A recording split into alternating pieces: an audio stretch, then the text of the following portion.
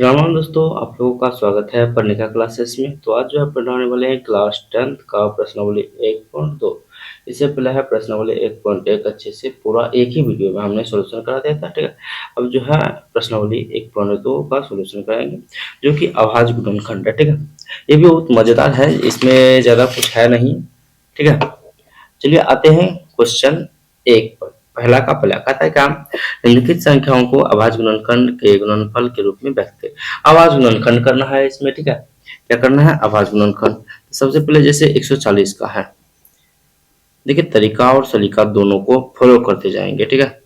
140 का गुणनखंड करेंगे। अभाज्य गुणनखंड इस प्रकार से करते हैं, दोष लगाए 70, दोष लगाए 35, फिर 5 लगाए 7। जब तक तब तक लगाएंगे जब तक कि एक अभाज्य संख्या प्राप्त नहीं हो जाए। अब देखिए इसमें एक पॉइंट वाली बात आता है कि अभाज्य संख्या होता क्या है, ठीक है।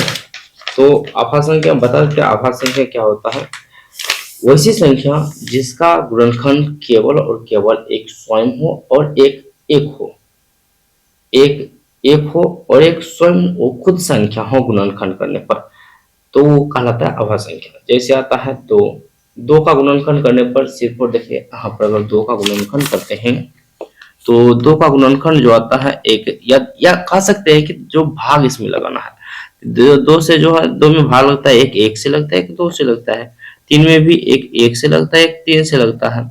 फिर अगर चार की बात करें तो चार में एक से भी लग रहा है, दो से भी लग रहा है, चार से भी लग रहा है, तो ये अभाज्य संख्या नहीं होगा, ठीक है, ये अभाज्य संख्या नहीं होगा।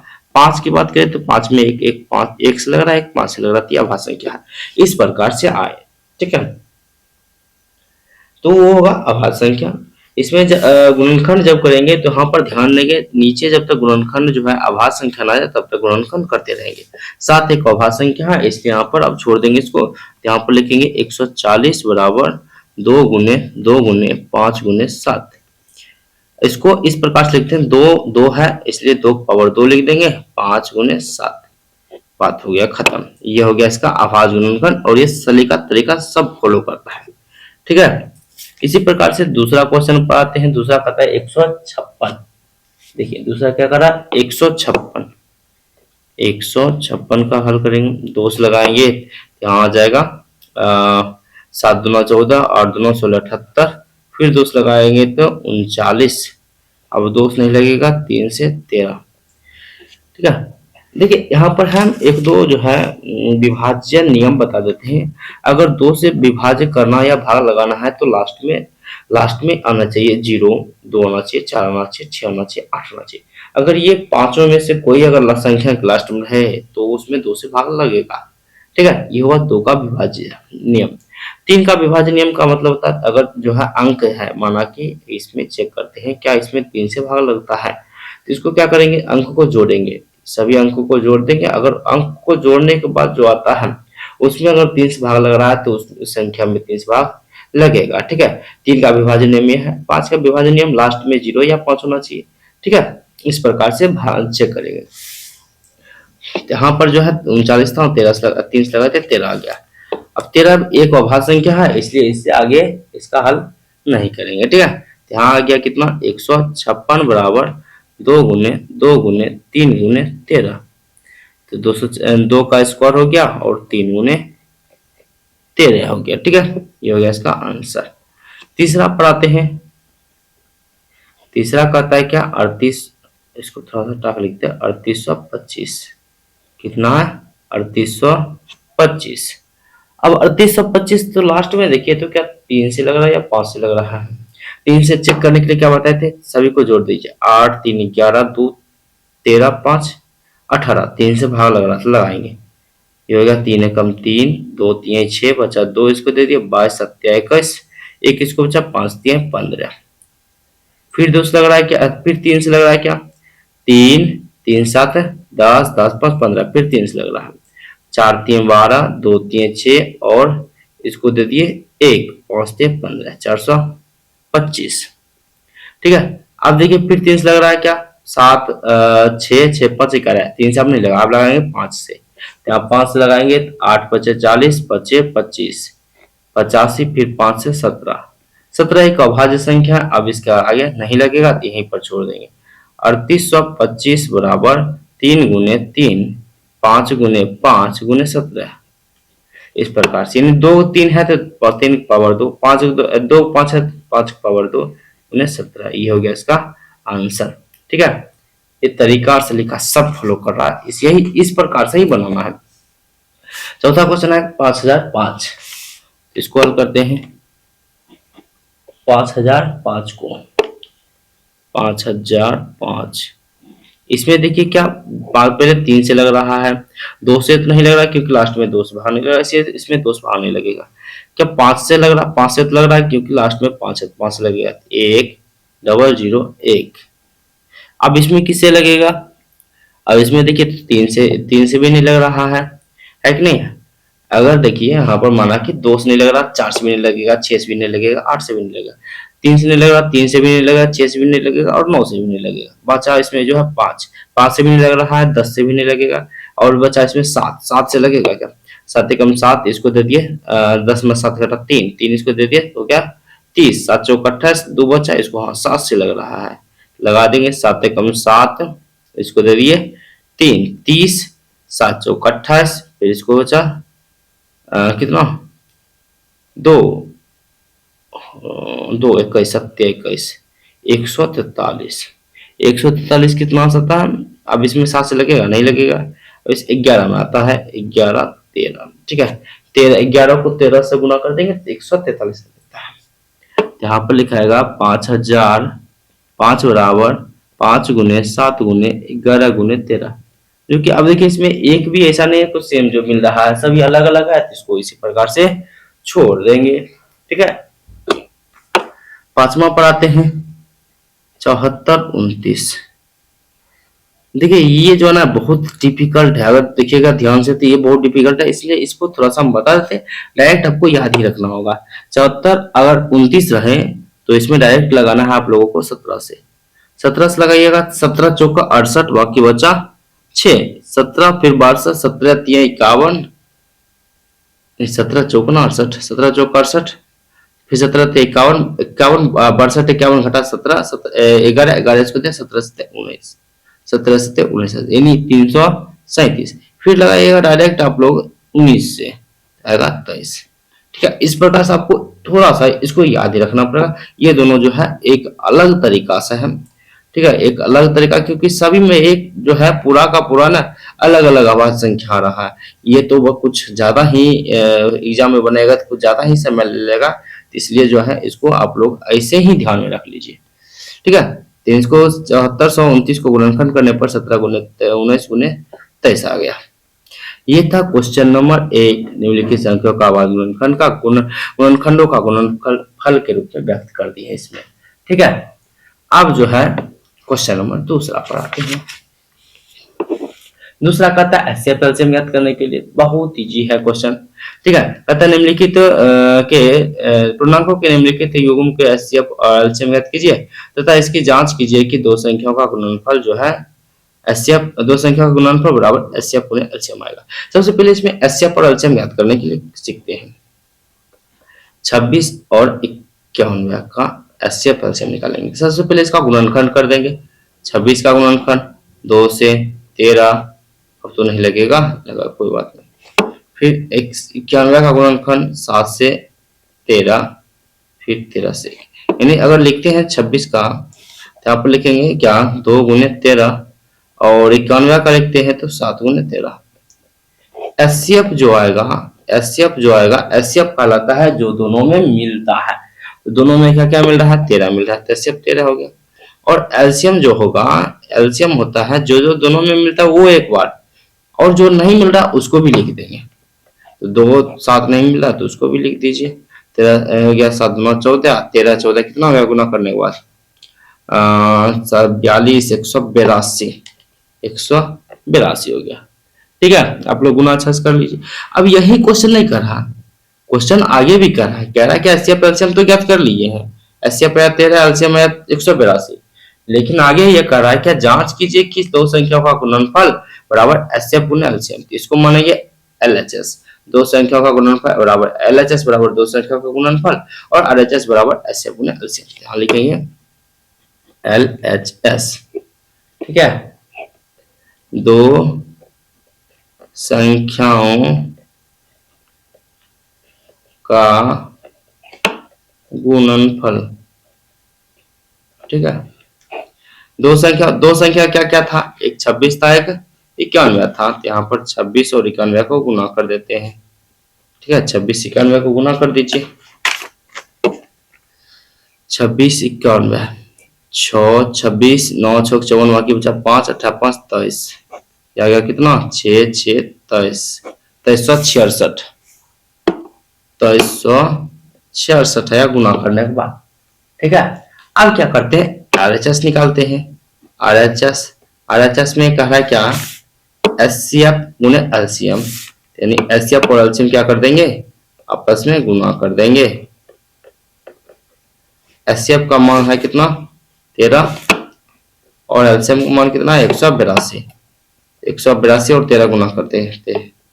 13 दूना 26, बाकी बचा 2, 13 8 104, 2 106, बाकी बचा 10, 13 कम 13 13 10 23। क्या ये दोनों आपस में बराबर आ गया, बराबर आ गया तो लिख देंगे। इसलिए LHS बराबर RHS। ठीक है, प्रूव्ड।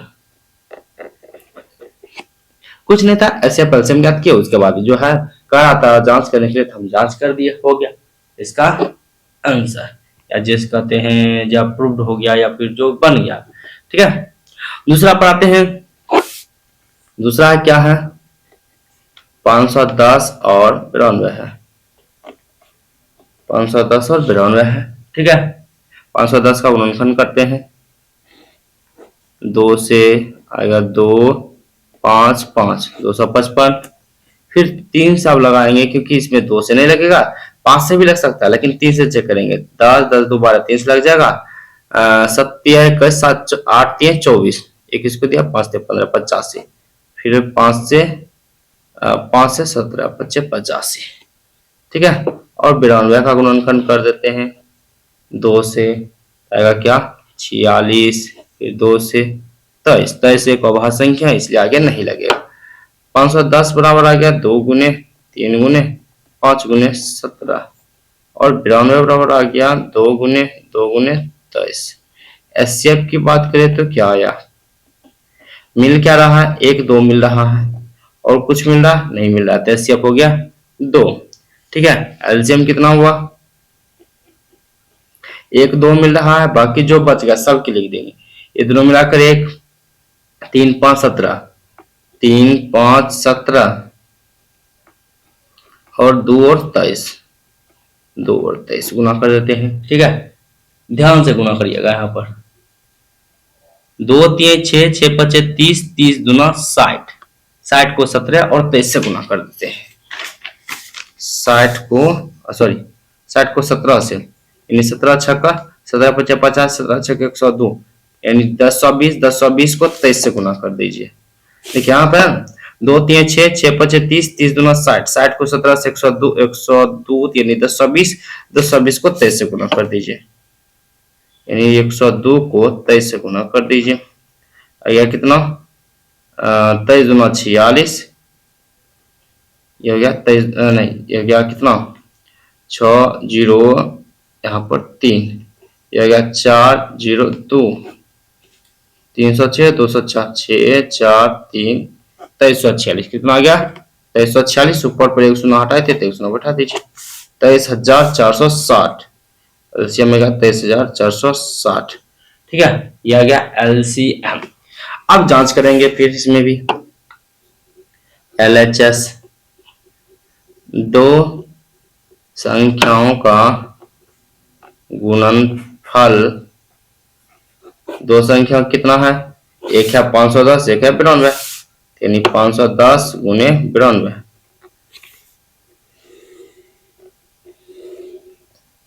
510 और 92 को गुना करते हैं, यानी 51 और 92 को गुना करते हैं। ठीक है, ये जीरो है ना, जीरो को नहीं लेकर गुना करेंगे। 2 एकम 1 दूना 2, 5 दूना 10, 9 एकम 9, 9 पचे 45, ये आ गया कितना 2 9 6 4 46 920। बराबर 46,920।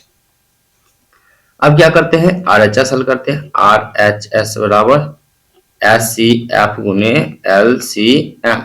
SCF को मान है 2, LCM को मान है 23,460।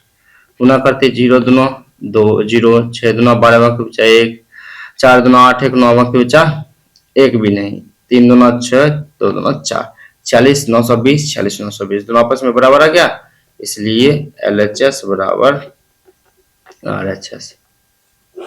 ठीक है, यह था क्वेश्चन नंबर दूसरा का दूसरा। बहुत मजेदार क्वेश्चन है, ज्यादा इसमें हार नहीं है, और ये एग्जाम में जो है 2 नंबर का पूछता है। ठीक है, इसलिए आप लोगों को इसको अच्छे से रिवीजन करिए। ठीक है, अब आते हैं क्वेश्चन नंबर दूसरा का तीसरा पर। दूसरा का तीसरा क्या है, दूसरा का तीसरा है 336 और 54 का। ठीक है, 336 और 54 का निकालेंगे। चलिए यहीं पर निकाल लेते, जगह है दूसरा का तीसरा। ठीक है,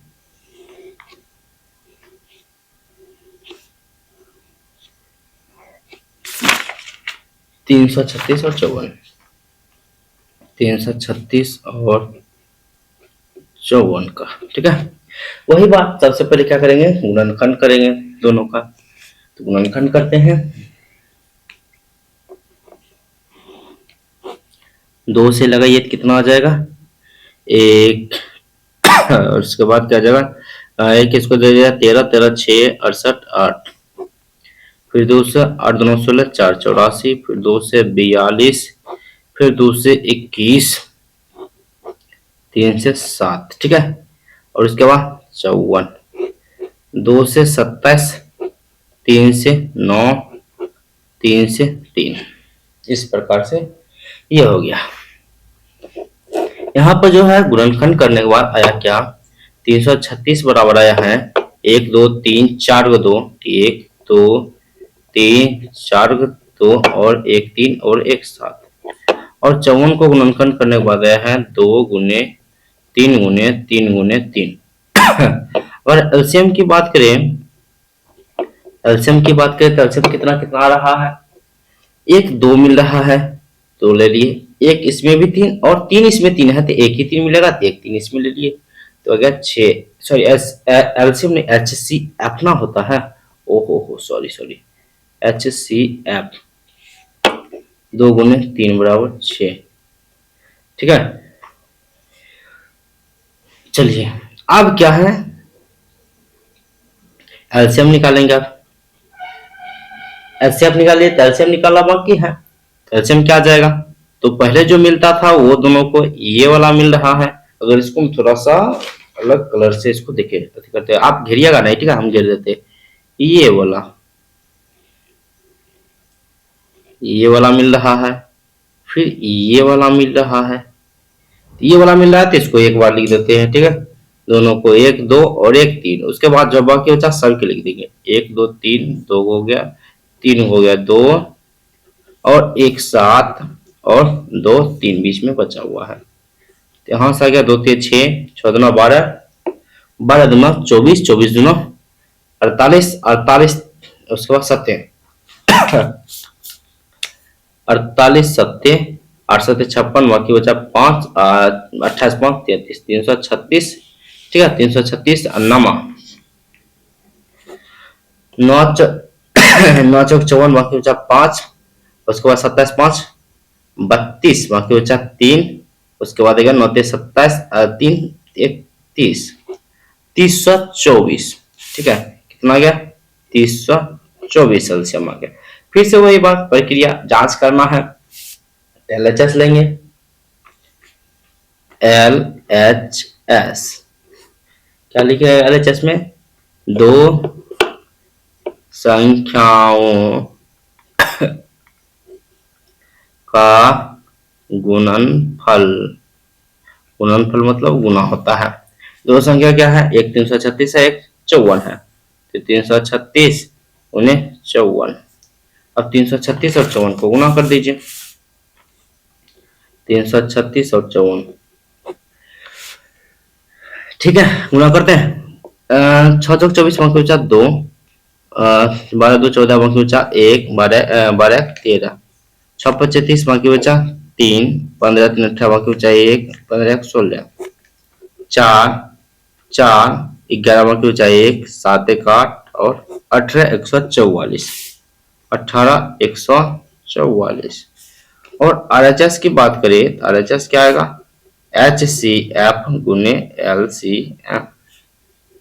एच सी एफ का मान कितना है 6 और एलसीएम का मान कितना है 3324। दोनों गुना कर दीजिए, 6 चौक 24 बाकी बचा 2, 6 दूना 12 2 14 बाकी एक भी नहीं 6 3 18, 18 18 144 18 144। एलसीएम सॉरी एलएचएस और आरएचएस का मान मिल चुका है। एलएचएस बराबर आरएचएस इस प्रकार से इसको लिख देंगे, इसलिए ठीक है PROPED प्रूफ हो गया। मजेदार क्वेश्चन था, ठीक है। और एग्जाम में जो है ये 2 नंबर का पूछता ही लगभग बहुत साल पूछा है और ये VVI भी है, ठीक है। अगर इसमें थोड़ा सा स्टार लगा दीजिए तो कोई दिक्कत वाली बात नहीं है, क्योंकि ये एग्जाम में पूछा जाता है क्वेश्चन इस प्रकार का। चले आते हैं तीसरा क्वेश्चन पर। पहला दूसरा तो सॉल्व हो चुका है, तीसरा क्वेश्चन यहाँ पर है, कहता है क्या, अभाज्य गुणनखंड विधि द्वारा निम्नलिखित पूर्णांकों के एचसीएफ और एलसीएम ज्ञात करें। इसमें 3 है, ठीक है, 3 है तो ध्यान से, ठीक है। इसमें एलसीएम एचसीएफ का विधि तो सेम रहेगा, लेकिन एलसीएम का विधि बदल देंगे इसमें, ठीक है। तो इसमें सिर्फ एलसीएम का रहा ज्ञात करने के लिए, वही ज्ञात करेंगे। सबसे पहले गुणनखंड कर देंगे सभी का, ठीक है। सभी का कर देंगे, गुणनखंड कर देंगे 2 से 6, 2 से 3, फिर अब 15 गुणनखंड करेंगे 3 से 5 और 21 का गुणनखंड करते 3 से 7। एस जो है सभी का पहले लिख देते हैं, जैसा लिखते थे उसी प्रकार लिख देंगे। सिर्फ एलसीएम जो है ना, एलसीएम में क्या हो जाएगा, चेंज हो जाएगा। इसमें देखिए अगर एचसीएफ की बात करें तो तीनों में क्या क्या मिल रहा है, तीनों में क्या क्या मिल रहा है, इसको हम थोड़ा सा घेरते हैं। तीनों में देखिए 3 मिल रहा है कि नहीं मिल रहा है, सभी में 3 है। बाकी जो 5 इसमें नहीं है, 7 इसमें नहीं है कि नहीं, और कुछ नहीं मिल रहा है, एक 3 मिल रहा है, एचसीएफ तो 3 हो गया।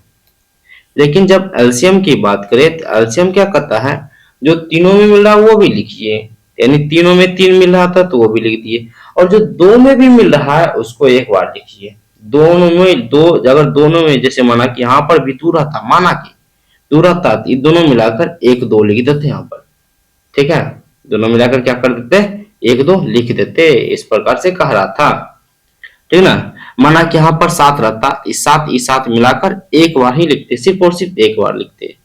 लेकिन इसमें और ऐसा कुछ नहीं मिल रहा है तो क्या कर देते हैं, सभी को उतार देते हो, ऐसा है। यहाँ से आ गया 2 2 6, 2 3 6, 6 2 12, 12 5 60 होगा, 60 7 420, ठीक है। आ गया 420 इसका आंसर एलसीएम। एचसीएफ सेम विधि, लेकिन एलसीएम का विधि बदला है। एलसीएम का जो तीनों में मिल रहा है वो भी यहाँ लिखाएगा एक बार, और जो 2 में भी मिल रहा वो भी लिखाएगा, जो नहीं मिल रहा वो भी लिखाएगा, ठीक है। एलसीएम ध्यान में रखिएगा। दूसरा है, दूसरा यहीं पर सॉल्व कर देते हैं। 17 तो 17 से लगाएंगे 1, 23 23 से लगाएंगे 1, 29 29 से लगाएंगे 1, यानी 17 बराबर लिखाएगा 17 गुने 1, 29 बराबर लिखाएगा 23 बराबर लिखाएगा 23 गुने 1, यहाँ पर नया कुछ, ठीक है। 29 बराबर 29 गुने 1। एचसीएफ इसमें कुछ नहीं मिल रहा, देखिएगा तो कुछ नहीं मिल रहा, तो 1 मिल रहा सभी में, तो 1 एचसीएफ हो गया। लेकिन एलसीएम क्या होगा, एलसीएम तो वही ना, किस अगर इसमें कुछ नहीं मिल रहा तो क्या करेंगे, सबको लिख देंगे 17 गुने 23 गुने 29, यहाँ आ जाएगा क्या, 17 23 को गुना करेंगे, फिर क्या करेंगे 29 से गुना कर देंगे। तो लाते हैं रफ पेज, चलिए यहाँ पर 17 23 को गुना करते हैं। ऐसे देखिए ध्यान रखिए कैसे गुना करते हैं।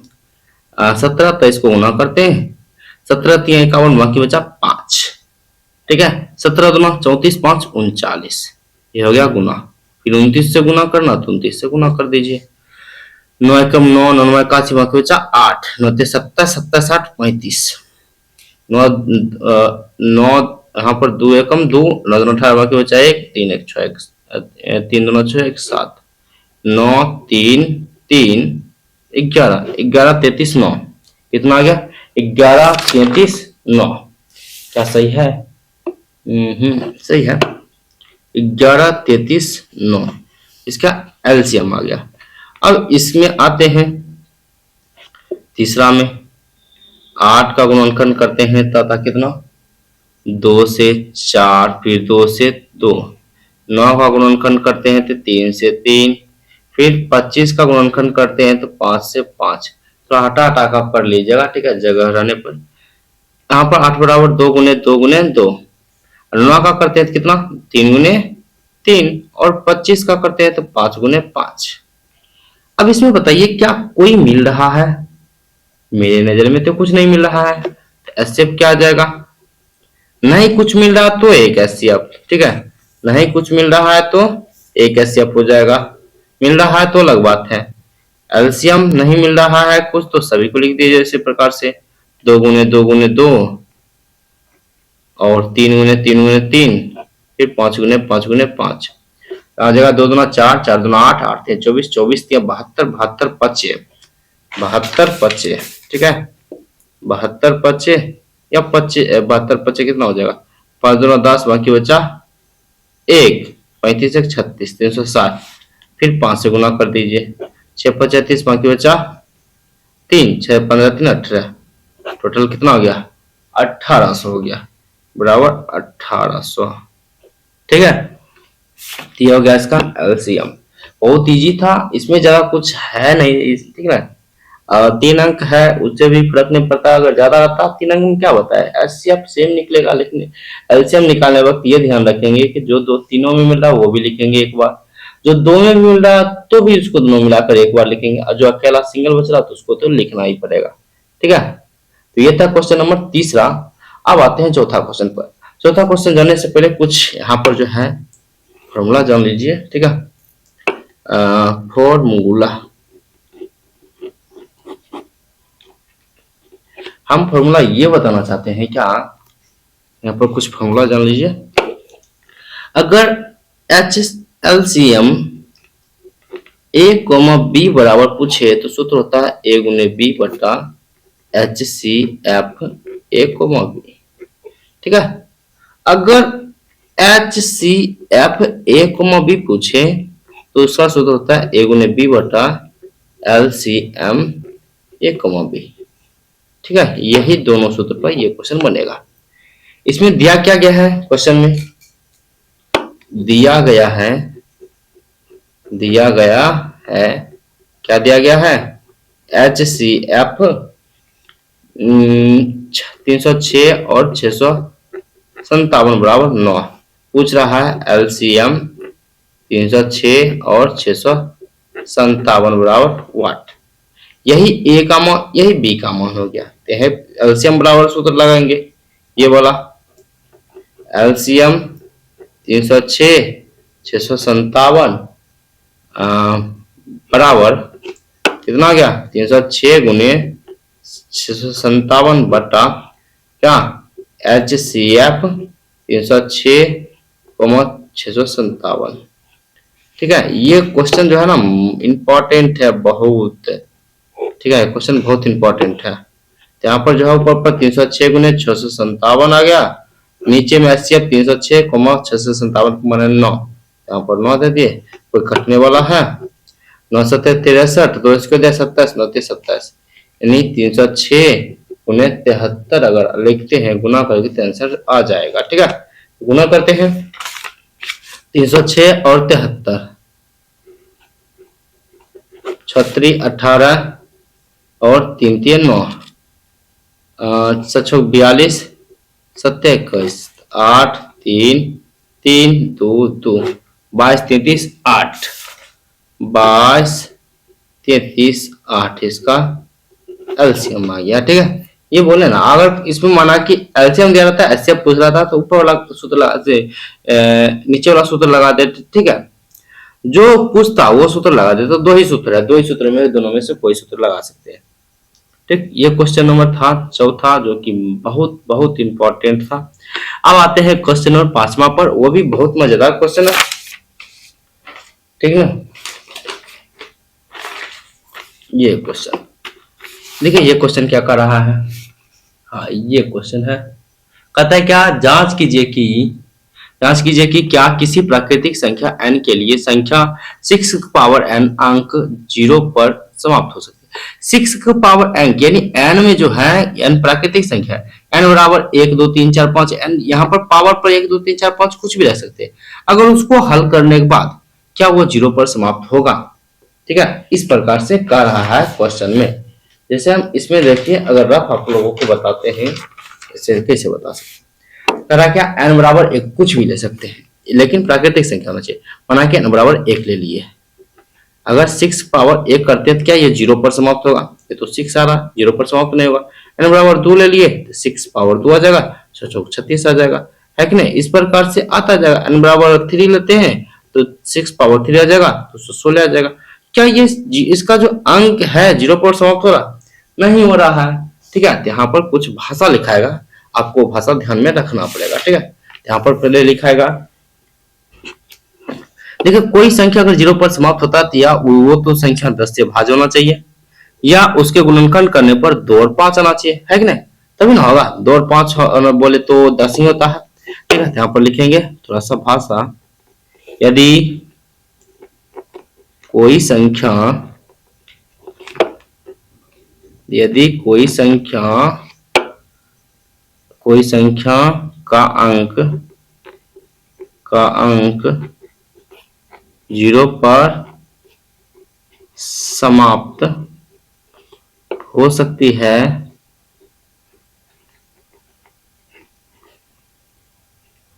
तो वह 10 से संख्या क्या होगी, 10 से भाज्य होगी, 10 से भाज्य होगी, या अथवा संख्या का अभाज्य गुणनखंड संख्या का अभाज्य गुणनखंड, ठीक है, गुणनखंड, यहाँ पर खंड लिखल है, गुणनखंड 2 और 5 होगा। ठीक है, 2 और 5 होगा। अब यहाँ पर ये वाला लेते हैं 6 पावर n बराबर, और इसका जो है अभाज्य गुणनखंड करते हैं, इसका क्या आएगा, अभाज्य गुणनखंड 2 गुने 3 पावर n आएगा, इसमें आना चाहिए 5। ठीक है, यानी 2 पावर n और 3 पावर n आएगा, लेकिन आना चाहिए 5, यहाँ पर 2 पावर n और 5 पावर n आना चाहिए, नहीं आ रहा, तो मतलब ये जो होगा इसका 0 पर समाप्त नहीं होगा। तो यहाँ लिखेंगे 6 पावर n का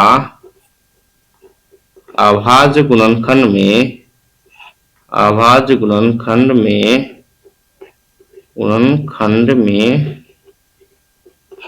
5 पावर n नहीं है, इसलिए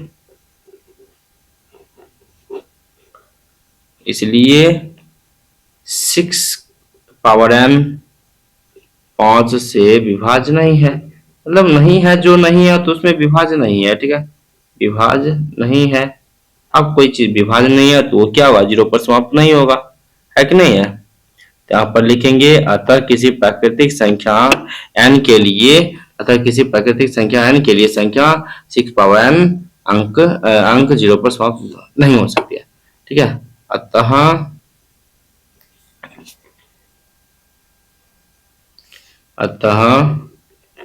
किसी प्राकृतिक संख्या n के लिए संख्या 6 पावर n अंक 0 पर समाप्त नहीं हो सकती है। ठीक है, चलिए हो गया, ये प्रूव हो गया। ठीक है, ये था क्वेश्चन नंबर कितना, 5। और जो कि भाषा था बिल्कुल ही सभी भाषा था पूरा। बस यही समझने वाली बात था क्या, जो कोई की पावर अगर n है वो 0 पर समाप्त होगा। जितना पर पूछा समाप्त होने के लिए तो उतना देख लेंगे इसमें, ठीक है। यहाँ पर कहा था 0 पर समाप्त होने के लिए, तो 0 पर समाप्त होने के लिए शर्त यह था कि उसका गुणनखंड या तो 2 आना चाहिए या तो 5 आना चाहिए, या वो 10 से भाग लगना चाहिए। लेकिन यहाँ पर जब 6 पावर n का गुणनखंड करते हैं तो इसमें ना 2 तो आता है लेकिन 5 नहीं आता। अगर 5 नहीं आता तो वो क्या होगा, इस गुणनखंड में 5 के पावर n नहीं है, मतलब विभाजन है 5 से विभाजन नहीं है, तो मतलब यह जो है किसी प्राकृतिक संख्या n के लिए संख्या 6 पावर n अंक 0 पर समाप्त नहीं हो सकती है। यह था क्वेश्चन नंबर जो है कितना, 5। अब आते हैं क्वेश्चन नंबर 6 पर। क्वेश्चन नंबर 6 क्या है, चलिए क्वेश्चन नंबर 6 यह है। 2 क्वेश्चन बचा हुआ, क्वेश्चन नंबर 6 और क्वेश्चन नंबर 7। ये भी बहुत ईजी है। कहता है व्याख्या कीजिए कि 7 गुने 11 गुने 13 प्लस 13 और 7 गुने 6 गुने 5 गुने 4 गुने 3 गुने 2 गुने 1 प्लस 5 भाज्य क्यों है, भाज्य क्यों है, अभाज्य क्यों नहीं है। यही क्वेश्चन शायद में है, ठीक है। यहाँ पर लिखते हैं, देखिए भाज्य होने के लिए क्या होना चाहिए, उसका गुणनखंड होना चाहिए, तभी जो होगा भाज्य होगा, ठीक है। भाज्य संख्या के 2 से अधिक भाजक होते हैं या भाज्यों का गुणनखंड होते हैं। हल थोड़ा सा पहले भाषा लिख देते हैं। भाज्य संख्या के 2 से अधिक गुणनखंड होते हैं, अधिक गुणनखंड होते हैं, ठीक है। 2 से अधिक गुणनखंड होते हैं। अब पहला जो दी गई संख्या क्या है, दी गई संख्या दोनों को अलग अलग एक इधर हल कर देते हैं। 7 गुने 11 गुने 13 प्लस 13, ठीक है, ये दिया गया है। अब देखिए यहाँ से 13 और 13 कॉमन लेते हैं, यहाँ बचा क्या, 7 गुने 11 प्लस 1 बचा, यहाँ गया 13 गुने 77 प्लस 1, 77 1 78, 78 को गुणनखंड करते हैं 13 गुने 6, 13 78, 6 को 2 गुने 3 लिख सकते हैं। इसका तो गुणनखंड हो गया है। अब गुणनखंड होने के बाद बहुत ज्यादा संख्या आ गया है कि नहीं है। इसमें जो है 3 भी आ रहा है, 2 भी आ रहा है, 1 भी आ रहा है, 13 भी आ रहा है। यहाँ पर लिखेंगे इस संख्या के 2 से अधिक, जैसे यहाँ पर 2 से अधिक कौन कौन है, 1 1 है, 1 2 है, 1 3 है, 13 है, अधिक गुणनखंड है, गुणनखंड है, ठीक है। इसको भाजक भी कर सकते हैं। अतः यह संख्या भाज्य है, तो यह संख्या, या इसलिए, क्योंकि क्यों पूछ रहा है यहाँ पर, इसलिए यह संख्या भाज्य है, ठीक है। इस प्रकार से हम भाषा लिख दिए। अब इधर करते हैं इसको हल। दी गई संख्या बराबर 7 गुने 6 गुने 5 गुने 4 गुने 3 गुने 2 गुने 1 प्लस 5, ठीक है, प्लस 5 है। ध्यान से क्या करते हैं, 5 5 कॉमन ले लेते हैं, तो बचा इसमें 7 गुने 6 गुने 4 गुने 3 गुने 2 गुने 1, ठीक है, प्लस 1। अब एक बात बताइए, ध्यान में रखिए, यहाँ पर क्या है, जो इसको तो प्रॉपर्ली गुना करना होगा। 7 चौक 42, 42 चौका, चलिए गुना करते हैं। 42 चौका 8 16 168 तिहाई, कितना हो गया, 8 24 5 बचा 2, 16 48, फिर गुना होगा 2 से, तो हो गया 1008, 1008 गुने 1 बराबर 1008, ये हो गया 1008 प्लस 1, यहाँ गया 5 1009। अब 1009 का गुणनखंड यहाँ पर एक, ये हो गया 5 गुने 1009 गुने 1। समझिए इसमें भी 2 से अधिक गुणनखंड हो गया। यहाँ पर भी लिखेंगे इस संख्या के दो से अधिक कौन कौन, एक एक, एक पांच, एक 1009 गुणनखंड है।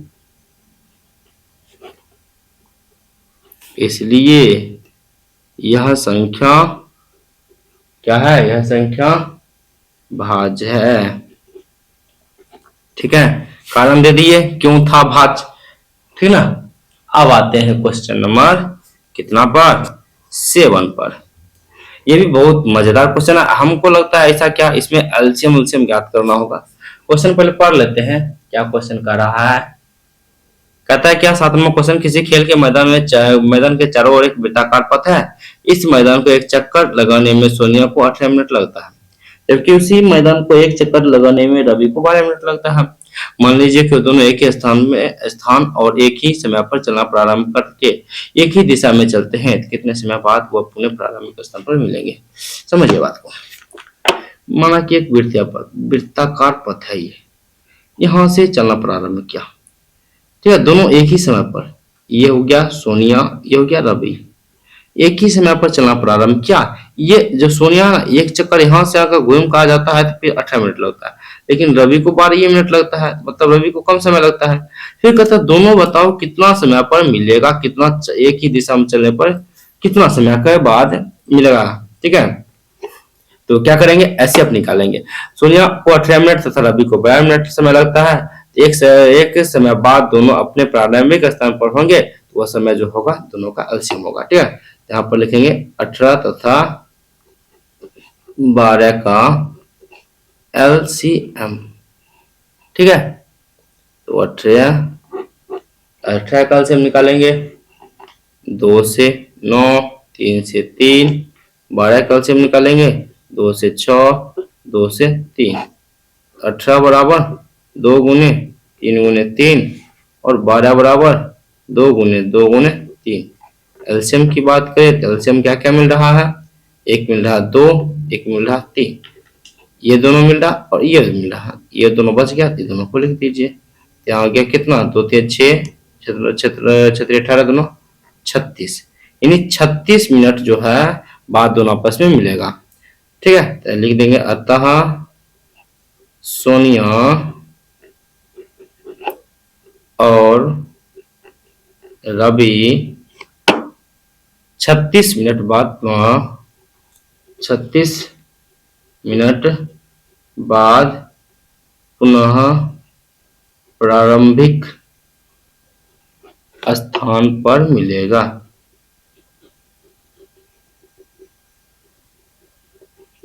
ठीक है, अतः सोनिया और रवि 36 मिनट बाद पुनः प्रारंभिक स्थान पर मिलेगा। तब तक जो है रवि तीन चक्कर लगा लेगा और सोनिया 2 ही चक्कर लगाएगी। ठीक है ना, तो चक्कर की बात इसमें नहीं था, इसमें यही था कि समय कितना समय बाद पुनः प्रारंभिक स्थान पर मिलेगा, तो 36 मिनट बाद पुनः प्रारंभिक स्थान पर दोनों आपस में मिलेगा। ये था क्वेश्चन नंबर 7, जो कि एक्सरसाइज खत्म हो चुका है, प्रश्नावली 1.2। ठीक ना, अब आगे जो है प्रश्नावली 1.3 है, वो भी बहुत मजेदार है, बहुत छोटा है, उससे भी 2 नंबर क्वेश्चन पूछता ही पूछता है, 100% उसमें गारंटी है, पूछता ही पूछता, हर एक साल पूछा गया उससे क्वेश्चन।